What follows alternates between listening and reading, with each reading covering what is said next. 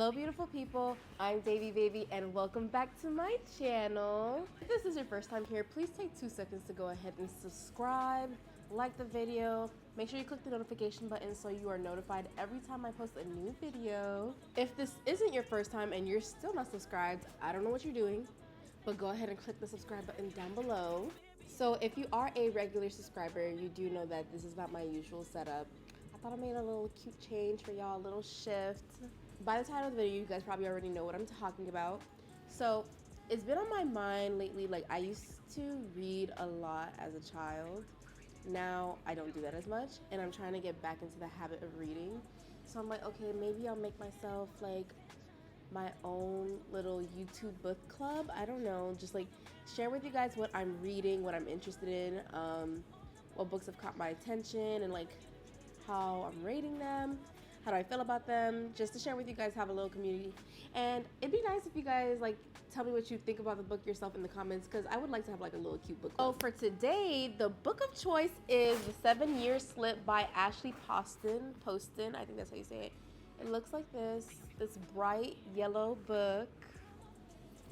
If you read the book already, you already know why I'm smiling. There's a reason why it's yellow. I actually borrowed this book from someone. I didn't get it off like my own volition of hearing about it. So it was very interesting to read without knowing what it would be about.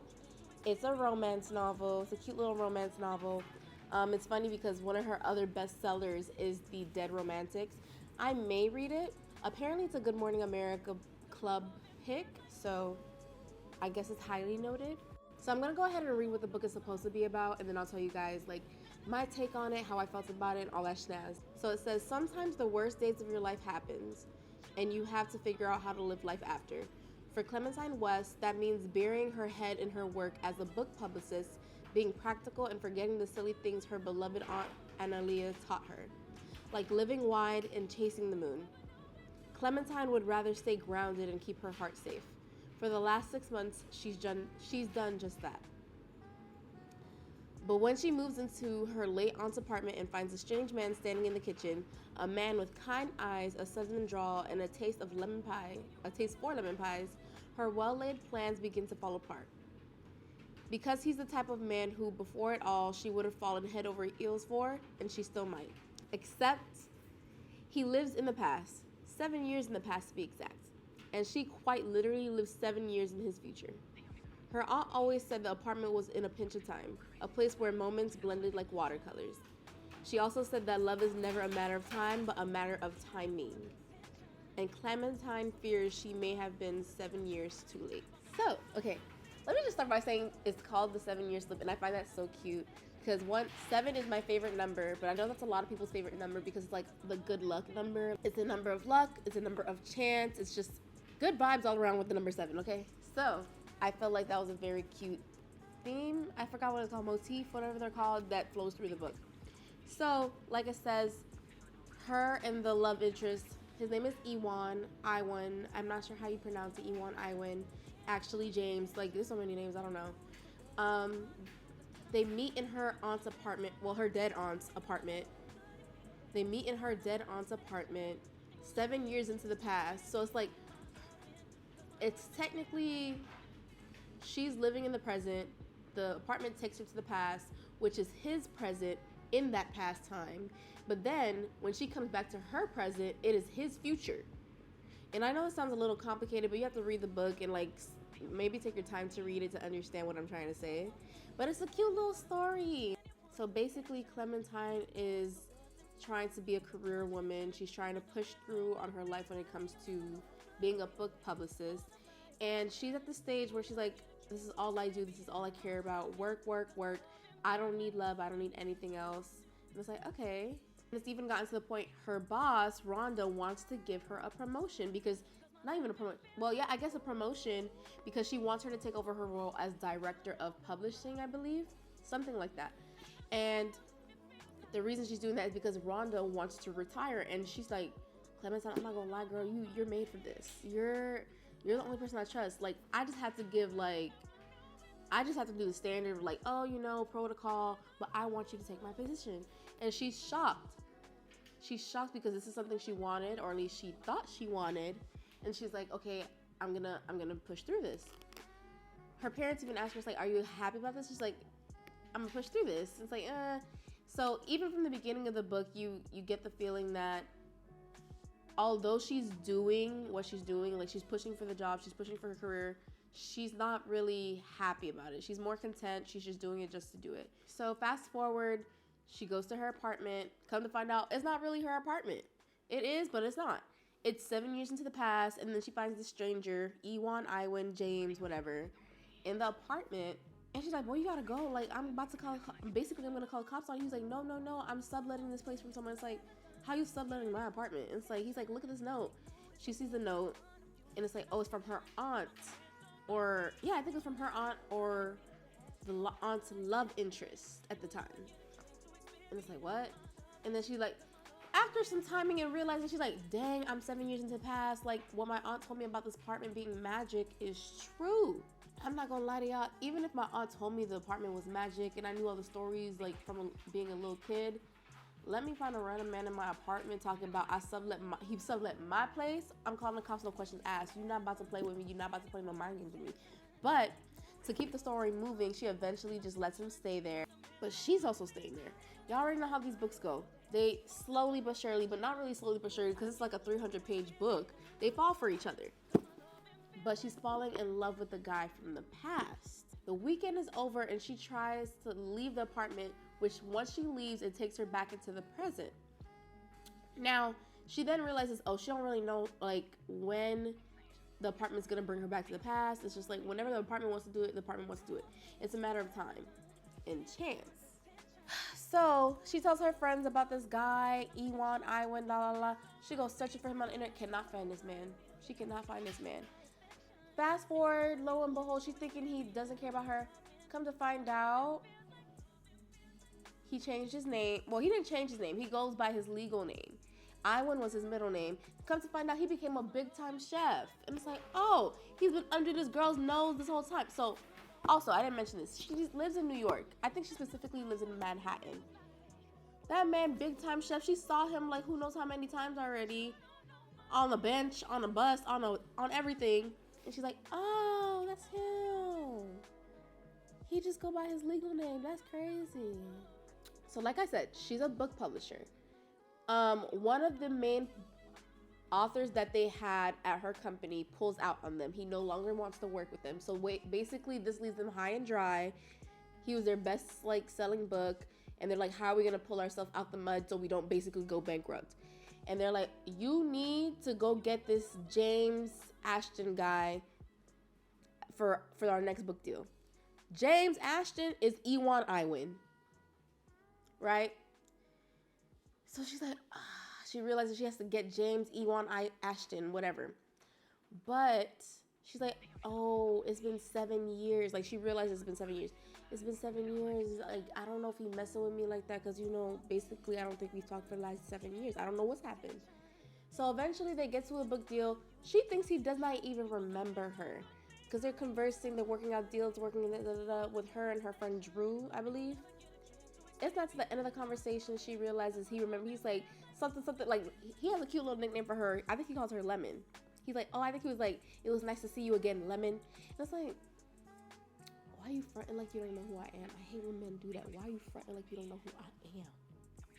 So you had me stress this whole meeting, trying to be professional. We could have been cool. We could have been chill. We could have been friends. Towards the beginning, James, Ewan, Ashton, whatever, does not want to do the deal. And she's like, it's because of me. It's because of me. He doesn't mess with me.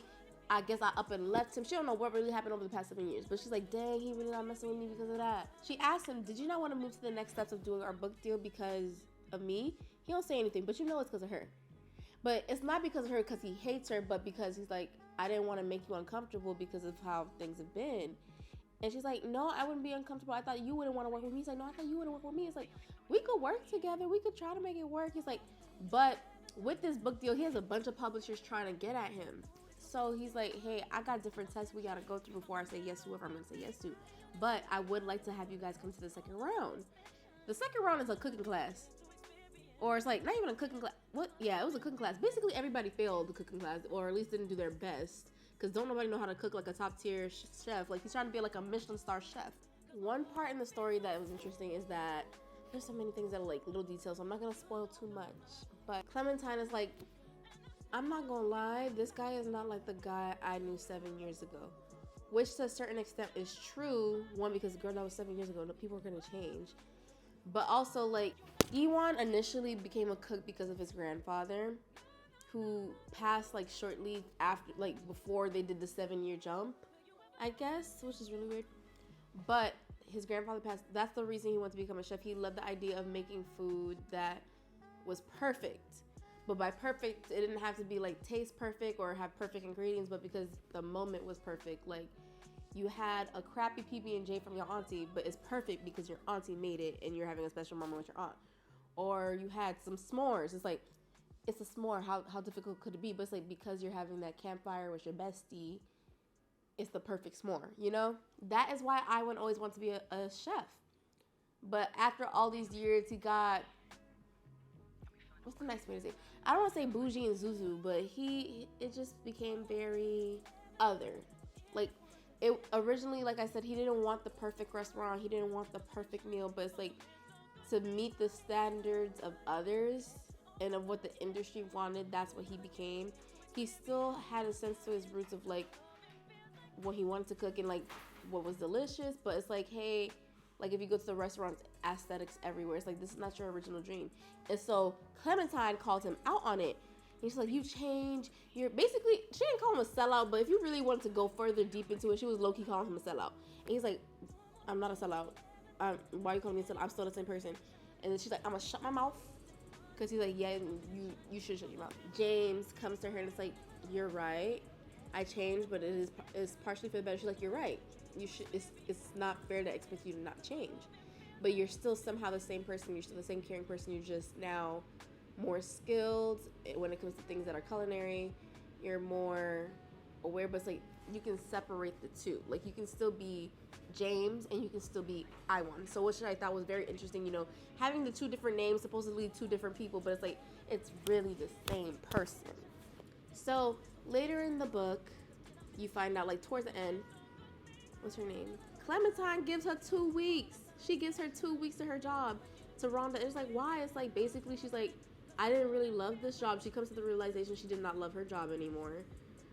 She did maybe at one point did love books and traveling and making travel guides, but it's like, it no longer serves her. And I think that was a very good point. What you would have wanted 7 years ago, you might not want today. And that is fine. That is fine. It no longer served her to work at this publishing company, even though she had gotten so far. She's like, I didn't want this. Now, what got me is the fact that it no longer served her, but she just quit. She didn't have anything lined up. Babe, I don't know how you're living in New York with nothing lined up after your job, but hey, kudos to you. Granted, the apartment she had, like I said, her aunt gave it to her. It was paid for, but it's like, why would you? I guess I can't live that life, but I guess. Basically, she takes the time to figure out what she wants to do. She falls back in love with Iwan. They have this cute little moment where they're like trying to figure out Iwan's favorite color, and it's like, duh, it's yellow. Why? Because it's the color of lemons. And in the story, it talks about her getting back to what she used to do as a child. Like, she used to paint with watercolors. With like, her aunt would just give her watercolors and let her paint in the bathtub. And now she hasn't done it in so long. She's like, I want to get back to doing that. So that's the gist of the whole story. There's so much more, so many other details. It's like, I'm just gonna give the brief synopsis for y'all. I would rate this book a 7 out of 10. Strictly, it's like, I enjoy the romance part of it. My thing is like, at least for me, it's very predictable of how things are gonna go. She's gonna get back with Iwan. She's going to quit that job. You know. That's just how these novels go. But I like the pieces in between of like learning. Like, I don't want to spoil too much, but it's like the part about, Iwan's grandmother is the lover of her aunt from the past. And it's just like, I saw this coming. Once they started talking about pictures, you see it coming. And I'm just like, I love how it's like, it's not a matter of time, but a matter of timing. So it's like, you know how they're like right place, wrong time? This is literally the definition of right place, wrong time. Like 7 years in the past, 7 years in the future. They literally just had to find the right time to be together. And they did. It was weird, but they did. I still don't know how that age thing works, but they did. go ahead and pick this up. Check this out. It's a cute little book. Now, I'm thinking of making this like a monthly series. I don't know if I'm gonna do monthly, maybe bi-weekly, just to share what books I'm reading. I already got my next book, y'all. So I picked up this book, Mame. I think that's how to pronounce it. It says, yeah, Mame. This is the next book I'm gonna be reading. I'm already like, girl, what the hell? I read the first chapter and I'm already like, yo, this is right here. Where is this going? Where is this going? I actually got this from TikTok. Well, not from TikTok. Like, I saw it on TikTok, and that's why I decided to buy it. I didn't buy it on the TikTok shop. I'm not trusting the TikTok shop yet. But this book seems like it'd be very interesting. I think it's telling the story of this girl, Madeline. Is that her name? Maddie. I think that's short for Madeline. Maddie, who is Ghanaian, and telling the story of her life as she's growing with her parents, the way their relationship works, and just how I guess she's doing mentally. I've only read the first chapter. I don't want to spoil too much, but I'm already like, this seems like it's going to be a really good book.